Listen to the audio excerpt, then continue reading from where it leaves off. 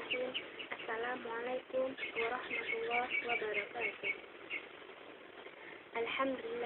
Alhamdulillahilladzi faddala alladziina aamanu walladziina utul ilma wa rafa'ahum darajat. Tsumma salatan wa salaman ala nabiyyina Muhammad sallallahu alaihi wasallam alladzi qad akhrajna min adh-dhulumati ila an-nur. Teman-teman yang dirahmati oleh Allah Subhanahu wa taala, bagaimana Imam Syafi'i mengatakan dalam syairnya, orang-orang yang berilmu dan beradab, dia tidak akan diam dalam kampung halamannya. Berantaulah dan pergilah ke negeri orang, maka kau akan mendapatkan pengganti dari keluarga dan kerabatmu. Teman-teman, apabila kita menuntut ilmu jauh dari keluarga, insya Allah kita akan mendapatkan apa yang kita inginkan, walaupun menghadapi tantangan serta rintangan yang dikatakan oleh orang tidak akan sanggup, tapi insya Allah kita akan sanggup apabila kita memperbaiki niat dan tujuan utama kita dalam berilmu. Yang pertama diharapkan dari penuntut ilmu, yaitu terutama sekali dalam ilmu syar'i, ilmu agama Subhanahu wa taala.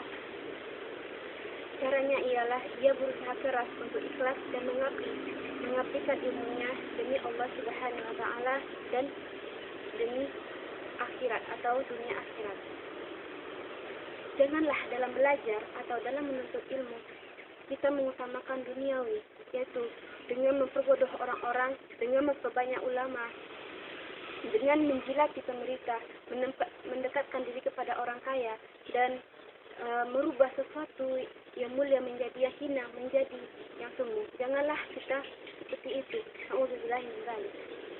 Sebagaimana hadis Rasulullah SAW, "Man ta'allama ilman mimma yanbaghi bihi wajhullah la yata'allamuhu illa liyusiba bihi 'ardan min ad-dunya lam yajid arafal jannah fi yaumil qiyamah." Siapa yang belajar ilmu yang seharusnya karena Allah Subhanahu wa taala, tetapi ia mempelajari atau menyiapkan dirinya hanya untuk urusan dunia ukhrawi, maka dia tidak akan mendapatkan baunya surga. Astagfirullahaladzim. Teman-teman, apa sih kerugian yang lebih besar daripada orang yang menuntut ilmu yang tidak mendapatkan bau surga pun sedikit pun? Ya, begitulah kehebatan dari sesuatu orang yang menuntut ilmu.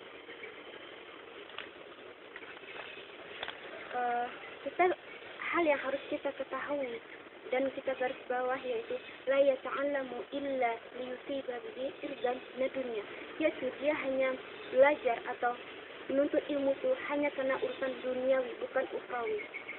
Nah, di sini apabila kita belajar atau menuntut ilmu ke negeri orang khususnya dan dibarengi niat hanya untuk menuntut ilmu dan disertai dengan urusan dunia yang penuh dengan godaan tersebut, tapi dia bisa mempertahankan niatnya yang utama, yaitu menuntut ilmu karena Allah Subhanahu wa taala, maka itu diperbolehkan.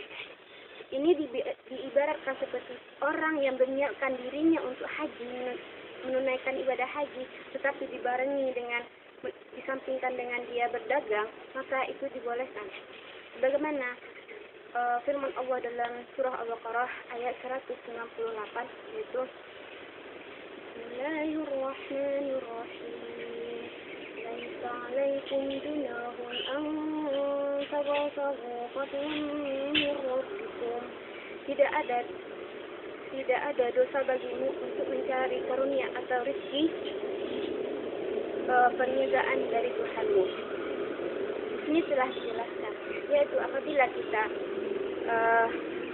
kita menuntut ilmu dan disertai dengan urusan dunia itu berbisnis, itu diperbolehkan Allah Subhanahu wa taala. Tetapi yang tidak diperbolehkan di sini adalah mengutamakan urusan dunia, mengesampingkan urusan akhirat. Di sini kita harus menyeimbangkan antara urusan dunia dengan urusan akhirat. Nabi juga mengatakan, janganlah engkau mengutamakan urusan akhirat tetapi meninggalkan urusan dunia, tapi beliau menyuruh kita untuk menyeimbangkan antara urusan dunia dengan urusan akhirat, atau urusan akhirat dengan urusan dunia. Dalam surah An-Nazi'at ayat 37-38 yang berbunyi, Bismillahirrahmanirrahim. Man tagha wa athara al-hayata ad-dunya fa innal jahima hiyal ma'wa. Adapun orang yang melampaui batas dan lebih mengutamakan kehidupan dunia, maka sesungguhnya nerakalah tempat tinggalnya. Astagfirullahaladzim. Di sini dalam surah An-Nazi'at itu ayat 37 ayat 38, orang yang melampaui batas dalam urusan duniawi, maka tempat tinggalnya itu adalah neraka, dan dipertegas atau dijelaskan oleh hadis yang telah disebutkan tadi. Teman-teman, janganlah kita mengutamakan urusan dunia saja. Janganlah kita terlena akan mewahnya duniawi ini, sebab duniawi ini hanyalah sementara.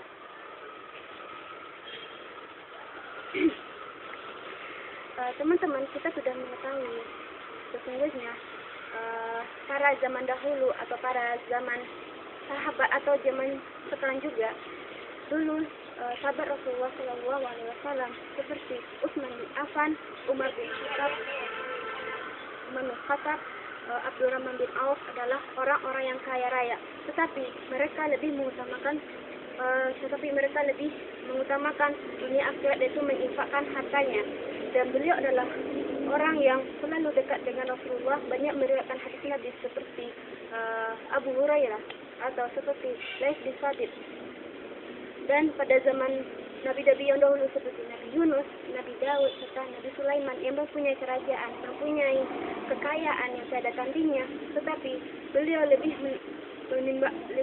menyeimbangi dan antara dunia dan akhirat. Itulah sifat-sifat para sahabat atau orang-orang yang terdahulu yang tidak terlena akan urusan duniawi. Para sahabat-sahabati yang dirahmati oleh Allah Subhanahu wa Ta'ala, ilmu itu merupakan lautan tak bertepi manakala penuntut ilmu mendalaminya. Semakin terbuka baginya pintu-pintu baru ilmu pengetahuan, maka semakin jelas baginya sinyal-sinyal yang selama ini tersembunyi dan butuh penambahan serta pembaharuan. Al-ilmu nurun wal ilmu ila amali asyajari ila samari. Teman-teman yang dirahmati oleh Allah Subhanahu wa Ta'ala, dalam urusan dunia, apabila kita menuntut ilmu, maka harus dibarengi dengan niat karena Allah Subhanahu wa Ta'ala. Sebab orang yang menuntut ilmu, maka akan datang sendirinya urusan dunia, yaitu mendapatkan sebuah keuntungan di dunia, baik di dunia akhirat maupun dunia yang sekarang kita jalani. Tetapi orang yang hanya tertuju kepada urusan dunia saja, maka dia hanya menikmati urusan dunia, tidak mendapatkan kenikmatan akhirat nanti. Teman-teman, mungkin hanya sekian yang dapat saya sampaikan. Nasihat semoga bermanfaat bagi kita semua. Assalamualaikum warahmatullahi wabarakatuh.